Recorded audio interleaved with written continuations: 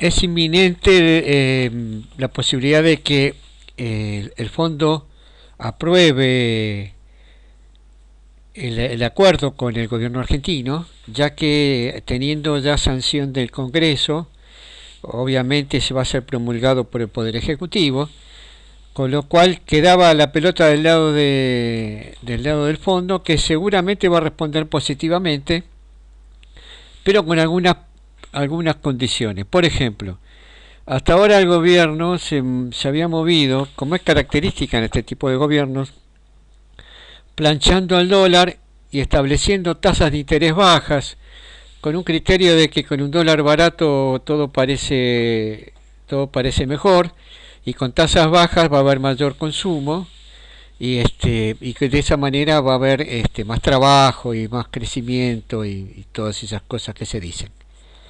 Como nunca pudieron ni este ni otros gobiernos de este tipo, de estas características, dominar la inflación, entonces se les dispara la inflación, que es y empieza a generarles problemas, generando tasa de interés real negativa o paridades cambiarias reales totalmente distanciadas de lo que debería valer la paridad cambiaria. Bueno, acá estamos viendo la variación de la tasa Baldrar en los últimos tiempos. Como vemos, estuvo mucho tiempo entre 38, 38 y medio, 37 y medio. Se mantuvo durante mucho tiempo. Cuando nos acercamos al problema de arreglar con el fondo, lo que primero hicieron fue modificar la tasa o por lo menos sugerir que se iba a modificar la tasa de interés.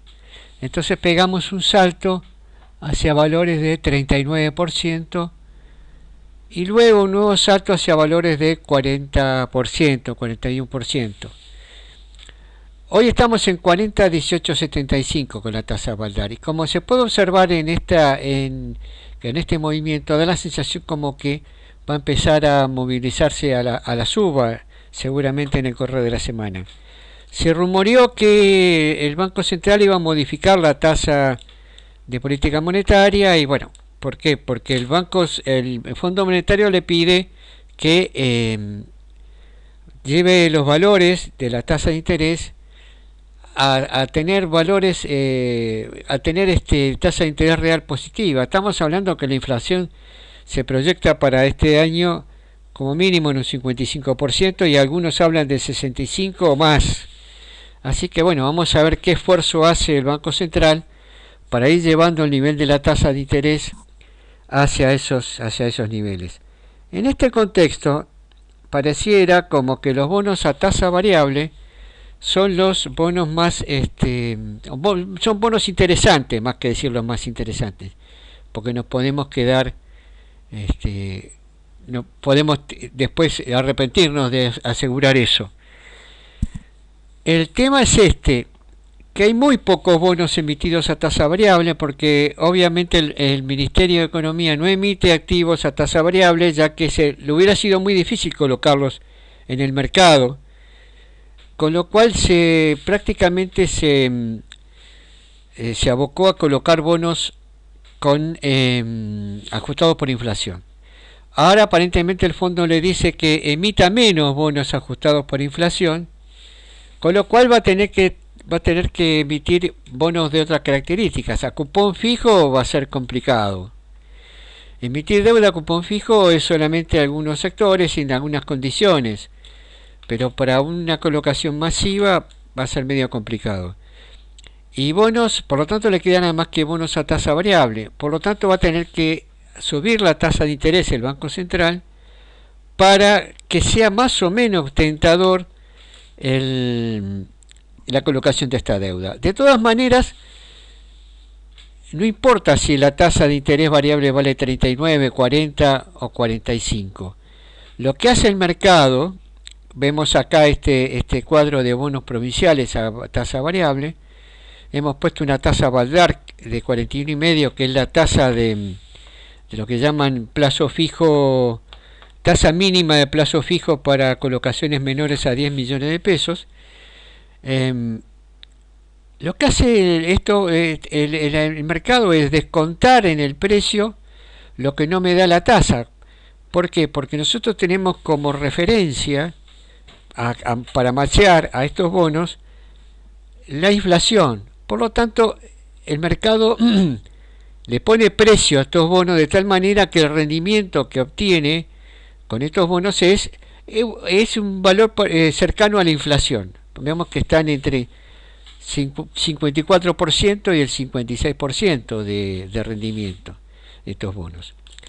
Pero como les digo, lamentablemente no hay bonos nacionales emitidos con estas características, o hay muy pocos y son poco líquidos, algunos que vencen dentro de muy poco tiempo, algunos en abril y otros que ya vienen descontándose el capital desde hace tiempo, como el PR15.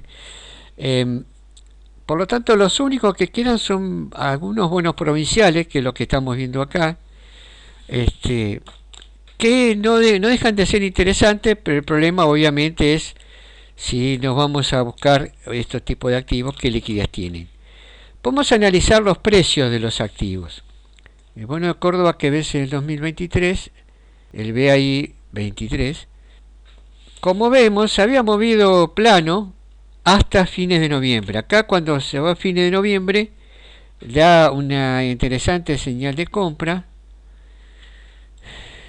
Cuando operaba en niveles de 63 pesos, 63.50, pongámosle, y él se encuentra operando en 76.40, con un incremento en la pendiente, como se puede observar aquí, moviéndose sobre esta línea de apoyo alcista.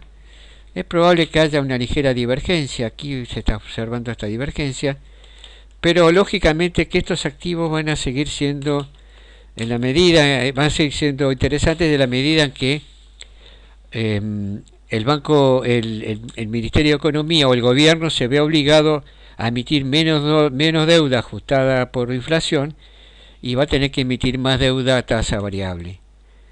Otro bono muy interesante es el de Ciudad de Buenos Aires, el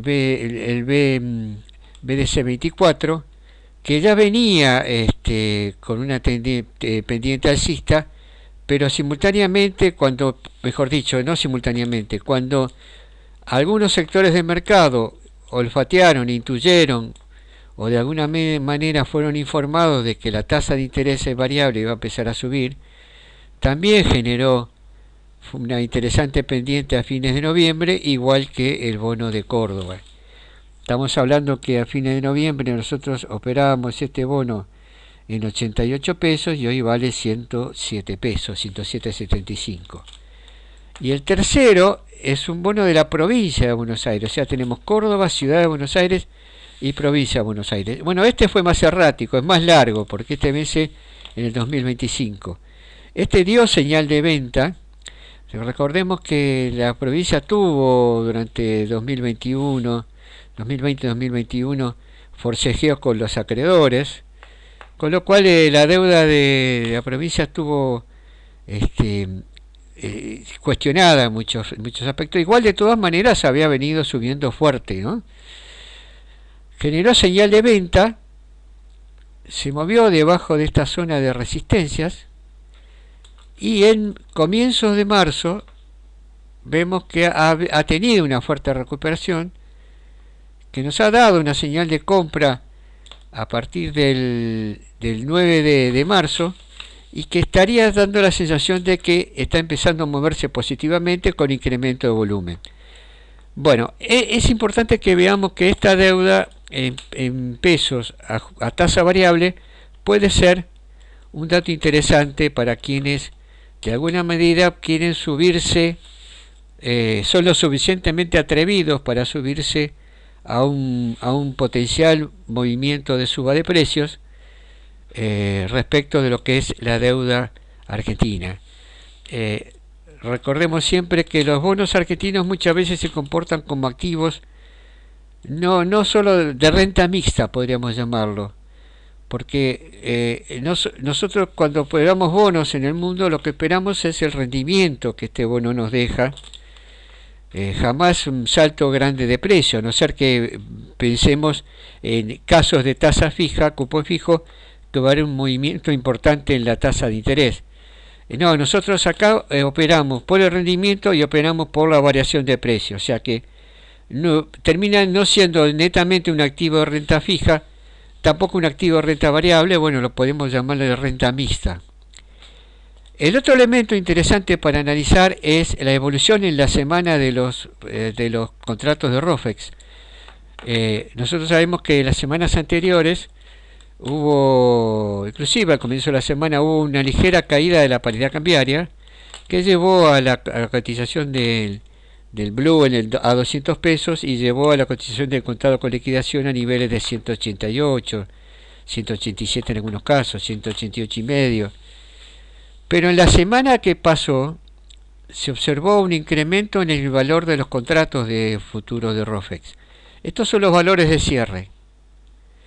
Con respecto al valor de referencia, acá tenemos lo que se llaman las tasas implícitas, que es la tasa nominal anual, tiene una tasa directa y una tasa nominal anual, que generaría si yo operara contratos, operara spot o operara futuro. O sea, es lo que se llama la tasa del pase entre spot y futuro. Como podemos observar en este gráfico, la curva gris es la curva de tasas implícitas al 11 de marzo. La roja es la curva de tasas implícitas al 18 de marzo. En una semana, estas tasas subieron fuertemente.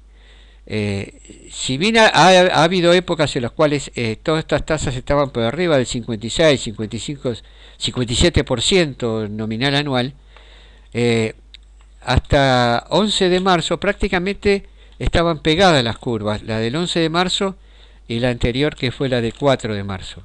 Bueno, ahora se están alejando las curvas nuevas, producto de que se está incrementando la compra de contratos de futuro.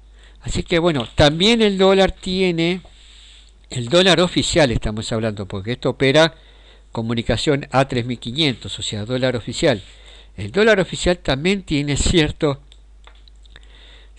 tendencia a el mercado tiene la expectativa de que se va a empezar a mover en los próximos meses. Esperemos a ver cómo evoluciona la tasa variable, si es que podemos encontrar nuevos activos emitidos por deuda nacional, y cómo evolucionan la expectativa con respecto al dólar oficial.